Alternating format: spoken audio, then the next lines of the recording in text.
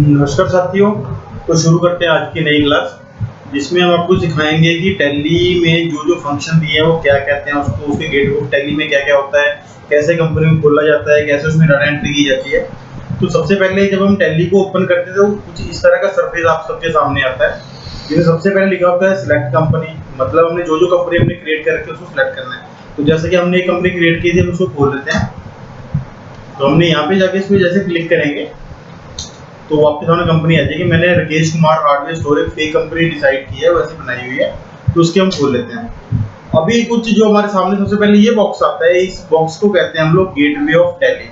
और ये ऊपर बार आ रही है जो सबसे पहले, तो इस बार को हम कहते हैं मेनू बार, जिसमें print, export, email, upload, tally shop, language, keyboard, control, support centre and help का ऑप्शन दिए है। ये सबके बारे में आपको बताऊंगा। इसको कहते हैं मेनू बार। और साइड में जो ये बार दे रखी है इसको कहते हैं हम लोग फंक्शन बार। मतलब जो भी हम फंक्शन आगे एक्टिविटी करेंगे, उसको खोल लेंगे, बंद करेंगे, तो यहाँ से हम इजीली कर सकते हैं। थर्ड आता है ये वाली बार, जिस बार को हम कहते हैं कंपनी इंफॉर्मेशन बार। इसमें हम जो कंपनी हमने खोल रखी है उसके बारे में इंफॉर्मेशन दी गई होती है कि कंपनी का नाम क्या है, उसमें कितनी एंट्री है, लास्ट एंट्री कब की गई थी, उसका फाइनेंशियल ईयर कब शुरू हुआ है और कब खत्म हुआ है, वो सारा इस बार में दिया जाता है। और मेनली जो ये सामने हमें दिख रहा है इसको कहते हैं गेटवे ऑफ टैली, जिसमें काफी चीजें दी गई। जैसे सबसे पहले मास्टर दिया है, उसके बाद ट्रांजेक्शन दी है, उसके बाद यूनिट्स दी हैं, उसके बाद रिपोर्ट्स दी हैं, और एंड में है हमारे पास क्विट। तो सबसे पहले बात करते हैं मेनू बार में। मेनू बार में सबसे पहला ऑप्शन जो है वो होता है प्रिंट का। मतलब कोई भी रिपोर्ट जो हम अपने सामने देख रहे हैं उसको प्रिंट कैसे करना है, तो हम डायरेक्टली इस ऑप्शन को क्लिक करके उसको प्रिंट कर सकते हैं। सेकंड आता है एक्सपोर्ट। एक्सपोर्ट मतलब कोई भी रिपोर्ट हमने किसी को मेल करनी है, किसी को सेंड करनी है, किसी भी तरीके से, भले वो मेल हो, भले व्हाट्सएप हो, जैसे मर्जी हो, तो यहाँ से हम उसको एक्सपोर्ट कर सकते हैं किसी भी फॉर्मेट में, चाहे वो एक्सेल में हो, पीडीएफ में हो, वर्ड में हो, हम यहाँ से उस रिपोर्ट को एक्सपोर्ट कर सकते हैं। और थर्ड आता है मेल। मतलब डायरेक्ट हमने अपनी मेल आईडी उसमें रजिस्टर कर रखी है, हम यहाँ से सीधा क्लिक करेंगे तो वो रिपोर्ट सीधे ही मेल पे अपलोड हो जाएगी और हम उसको दे सकते हैं। उसके अपलोड में कोई भी हमने मान लो कोई और किसी टैली से हमने डाटा लेना है, उसको इंपोर्ट करके इसमें अपलोड करें तो यहाँ से अपलोड कर सकते हैं। टैली शॉपी है कि हमने अपने टैली को अपग्रेड करना है, उसको लाइसेंस वगैरह लेनी है, तो टैली शॉपी एक्स्ट्रा जो टीडीएल होता है, एक्स्ट्रा बेनिफिट जो होता है उसको खरीद सकते हैं। उसके बाद लैंग्वेज में जो हमारी लैंग्वेज में काफी लैंग्वेज में दी गई है। तो जैसे आपको मैं क्लिक करके दिखाता हूँ, यहाँ पे काफी लैंग्वेजेज है। हिंदी का तो हिंदी आ जाएगी, इंग्लिश की जो हमें लैंग्वेज चाहिए वो हम यहाँ से लैंग्वेज सेलेक्ट कर सकते हैं। उसके बाद कीबोर्ड का ऑप्शन आता है, इसमें हम अपने वर्चुअल कीबोर्ड को ऑन कर सकते हैं। कंट्रोल सेंटर का आता है, इसमें हम अपनी चेंजिंग सेटिंग वगैरह कर सकते हैं। और जो ये फंक्शन बार है, फंक्शन बार में हमें दिखेगा सिलेक्ट कंपनी। मान लो जो कंपनी, मान लो हमने ए कंपनी सेलेक्ट कर रखी है, हमें बी कंपनी को सिलेक्ट करना है, तो यहाँ से क्लिक करके हम उस नई कंपनी को सिलेक्ट कर सकते हैं। जैसे कि इसमें सिर्फ अभी एक ही कंपनी दिख रही है तो इसको एक भी सिलेक्ट कर सकते हैं। जैसे हम 2 या 3 या 5 10 कंपनी जितनी बड़ी कंपनी में काम कर रहे हो, अपनी कंपनी चेंज करनी तो यहाँ से जाके कंपनी सिलेक्ट कर सकते हैं। शट कंपनी आता है कि कंपनी को बंद करना हो, या जो कंपनी में खुली उसको बंद करके नई कंपनी खोलनी या उसको कैरी रखना है तो आप शट कंपनी से कर सकते हैं। थर्ड आता है डेट। डेट में हमने जैसे मान लो हम कोई रोज की डेट चेंज करनी है, कोई हमने बिल डालना है, अगली डेट डालना है या पहले डेट डालना है, तो यहाँ से हम उसकी डेट चेंज कर सकते हैं। पीरियड, जैसे मतलब हम कोई रिपोर्ट खोली हुई है, वो हमने मार्च की खोली हुई है, अब हम चाहते हैं उसको पूरे साल का करना है, तो हम यहाँ से क्लिक करके उसकी डेट का रेंज दे सकते हैं कि कब से लेके कब तक किस पीरियड की हमने रिपोर्ट निकालनी है। उसके बाद कंपनी इंफॉर्मेशन आता है कि हमने जो कंपनी क्रिएट कर रखी है उसकी इंफॉर्मेशन के बारे में, कंपनी का एड्रेस क्या है, उसका जीएसटी नंबर क्या है, उसका फैक्स नंबर क्या है, फोन नंबर क्या है, कब कंपनी रजिस्टर्ड हुई है, उसका ऑनर क्या है, वो सारा हम यहाँ पे कर सकते हैं। उसके आगे कनेक्ट आता है, ये हमारी जरूरत की चीज नहीं है, इसको हमने नहीं डिस्कस करेंगे। और आगे आता है gateway of tally. Gateway of tally में जैसा आप देख सकते हो सबसे पहले आता है मास्टर। मास्टर किसी भी चीज को, जैसे मान लो हम लोग डाटा एंट्री कर रहे हैं, हमने नए लेजर्स क्रिएट करने हैं, हमने नई पार्टी क्रिएट करनी है, तो मास्टर के अंदर जाके हम अकाउंट्स इन्फो में जाके उस पार्टी को क्रिएट कर सकते हैं, उसको अल्टर कर सकते हैं, उसको मान लो ये डिलीट करना तो डिलीट कर सकते हैं। मास्टर के अंदर जाके हम कोई भी नई चीज जो क्रिएट करनी हो, भले ही वो किसी पार्टी का नाम हो, भले कोई खर्चों का नाम हो, वो हम यहाँ पे क्रिएट कर सकते हैं। उसके बाद है इन्वेंटरी। इन्वेंटरी वहां पे यूज होती है जहाँ पे हम लोग बिजनेस जो कर रहे हैं वो अपना स्टॉक भी मेंटेन कर रहे हैं, तो यहाँ पे इन्वेंटरी में जाके वो नई इन्वेंटरी क्रिएट करता है। मान लीजिए कोई बंदा हार्डवेयर का काम कर रहा है, उसने एल्बो क्रिएट करनी है, उसने टी क्रिएट करनी है, उसने पाइप क्रिएट करनी है, उसने मोटर वगैरह क्रिएट करनी है, तो यहाँ जाके क्रिएट कर सकता है। अगला आता है ट्रांजेक्शन। ट्रांजेक्शन जैसे इसे नाम से क्लियर हो गया कि हमने कोई एंट्री डालनी है। मान लो हमने लेजर तो क्रिएट कर लिया, XYZ का हमने कंपनी क्रिएट कर ली, कोई पार्टी है राम श्याम मोहन सोहन लेजर जिनसे हमने सामान बेचे है, जिनसे खरीदा है, वहां तो हमने क्रिएट कर लिया। अब उसमें हमने ट्रांजेक्शन डालनी है कि उसके ट्रांजेक्शन में सेल वाउचर डालना है, उसको जो सामान बेचा है उसका डालना है, परचेज वाउचर डालना है, उसके बाद वो खर्चा डालना है, पेमेंट वगैरह डालनी है, सारा कुछ हम जाके वाउचर क्रिएशन में जाके डाल सकते हैं। ऐसे इन्वेंट्री वाउचर है, वो भी हम इन्वेंट्री के लिए वाउचर क्रिएट करना है कि हमने अपना सामान एक जगह दूसरी जगह किसी को सेंड किया, अपनी एक स्टोर से इधर को ट्रांसफर किया, तो इन्वेंट्री वाउचर में जाके हम कर सकते हैं। थर्ड आता है यूटिलिटीज। तो इसमें हम कोई डाटा इंपोर्ट करना है, मान लो कोई हमारा डाटा ऐसा है जो हमने टैली किसी और में रखा हुआ है, कोई आधा काम कहीं और हुआ, आधा काम कहीं हो रहा है, तो डाटा हमने इंपोर्ट करना है, वो यहाँ से इंपोर्ट कर सकते हैं। अगला आता है बैंकिंग, जैसे नाम से क्लियर है, बैंकिंग के बारे में आप कर सकते हो।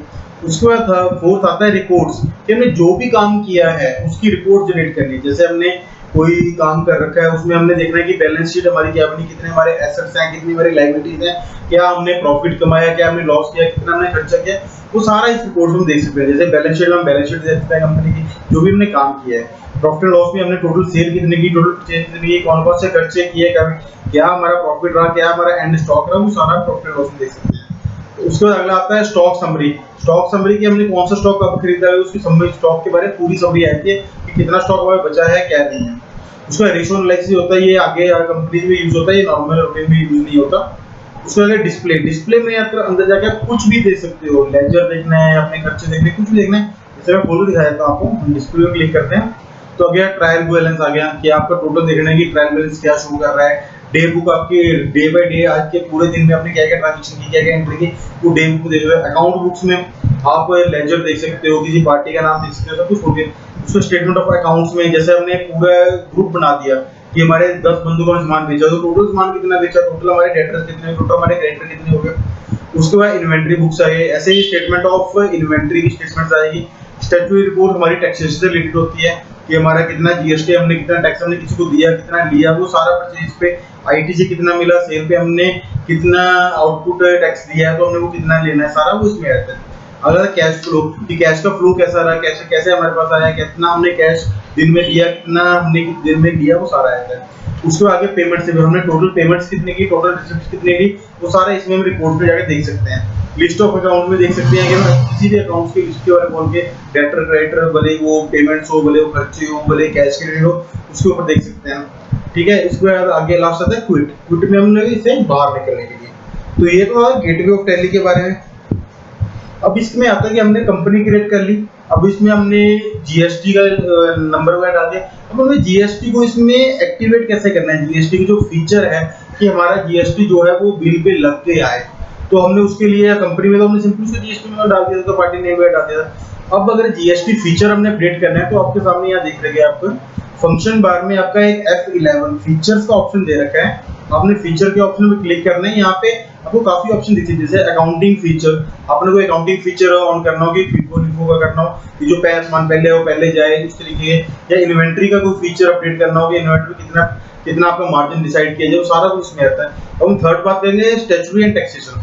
तो जैसे हम टैक्सेशन पे क्लिक करेंगे, सामने आप देखते हो आपके काफी ऑप्शन जाती हैं, अनेबल जीएसटी और सेट जीएसटी डिटेल, मतलब जीएसटी के बारे में, उसका वैट, ये पहले एप्लीकेबल होता है जीएसटी से पहले, कि मानो वैट का काम था तो यहाँ वैट को एप्लीकेबल कर सकते थे, उसको अनेबल या डिसेबल कर सकते थे। उसमें आ गया था एक्साइज, अगर आप एक्साइज का काम भी करते हो, एक्साइज बिल भी आपके करते थे, तो यहाँ पे अपने एक्साइज नंबर डाल के उसको आप अपडेट कर सकते हैं, उसको अनेबल कर सकते थे। आगे सर्विस टैक्स है, टीडीएस है, टीसीएस है, ये अलग चीजें। अब ये सबसे पहले हम यहाँ पे करेंगे जीएसटी के जो फीचर उसको हमने एप्लीकेबल करना है, कैसे करना है। सबसे पहले दिया है अनेबल जीएसटी फीचर, यस। उसके बाद सेट और अल्टर जीएसटी डिटेल, हमने जो उसमें डिटेल उसको हम सेट कैसे करें, नई डिटेल कैसे डालें, या जो हमने दे रखी है उसको कैसे अल्टर करें। तो जैसे हम यहाँ पे यस प्रोवाइड करेंगे, यस टाइप करेंगे, उस पर एंटर मारेंगे तो आपके सामने खुल जाएगा। सबसे पहले पूछा गया है कि आपकी जीएसटी डिटेल में क्या क्या आएगा। सबसे पहले स्टेट, ये बहुत ध्यान रखने वाली बात है कि आपका जो जीएसटी नंबर किस स्टेट में रजिस्टर्ड है, आपको वो जीएसटी नंबर वहाँ स्टेट डालनी है। उसके आप किस तरह के आप काम कर रहे हो, आप कंपोजिट डीलर हो आप या रेगुलर डीलर हो, वो आपने यहाँ पे डालना है। जैसे ये पार्टी का मैं डाल रखा है, रेगुलर है। उसके बाद उसकी टेरिटरी क्या है, असेसमेंट ऑफ अदर टेरिटरी, अगर अदर टेरिटरी में वो कोई और काम भी कर रहा है तो यहाँ डालना है, अदरवाइज हमने नो डालना है। क्योंकि जीएसटी एप्लीकेबल फॉर्म, मतलब इस फर्म में जीएसटी कब से एप्लीकेबल हुआ, तो हमने जब हमने साल शुरू हुआ हमने उस डेट से डेट डाल देनी है। अगला आता है जीएसटी नंबर, आपने यहाँ पे अपना जीएसटी नंबर डालना है। उसके बाद जो आपकी जीएसटी या रिटर्न है वो आप मंथली फाइल कर रहे हो या क्वार्टरली फाइल कर रहे हो, जो भी आप पोर्टल पे भर रहे हो उसके अकॉर्डिंगली आपने यहाँ पे उसको मंथली या क्वार्टरली सेलेक्ट करना है। उसका अगला आता है कि आप ईबे बिल भी बनाते हो। मान लीजिए आप एक रेगुलर डीलर हो, तो रेगुलर डीलर को जरूरत पड़ सकती है कि आगे वो सामान अगर इंटरेस्ट रेट या किसी और स्टेट में भेज रहा है या कहीं वो कोई भी बिल ट्रेड करे, 50,000 से ऊपर की वैल्यू होता है तो उसको ईबे बिल बनाना पड़ता है। तो वो फंक्शन यहाँ पे आप अवेलेबल कर सकते हो।